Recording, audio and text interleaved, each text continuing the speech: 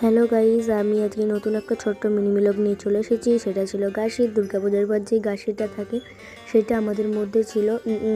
তাই আমরা আগের দিনকে মাটির প্রদীপ বানিয়ে নিচ্ছি ছোট্ট।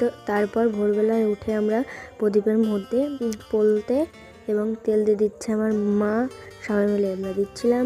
তারপর আগুন জ্বালাতে হয়, পাকাটি দিয়ে আগুন জ্বালিয়ে তেল মেখে হাত পা একটু ছ্যাঁক করে নিতে হয়। তারপর তেঁতুল, আমার দিদি এবার তেঁতুলটাকে পুড়িয়ে নিচ্ছে। তো চলো, আমার ভাই কুলো বাজাবে বলেছিল, তো চলো কুলো বাজাবে, এখন তোমাদেরকে সেটাই দেখাই। তো চলো, ও কুলো বাজানোর পর আমাদের বাড়ির সামনে রাস্তার ধারে কুলোটাকে খাড়া করে দিয়েছে, তার নিচে একটা প্রদীপও বসিয়ে দিয়েছিল। তো চলো, তারপর ও আবার কুলো বাজাচ্ছিল। তো তারপর আমাদের বাড়িটাকে অন্ধকার করে দেওয়ার পর খুব সুন্দর লাগছিল। তো বাই।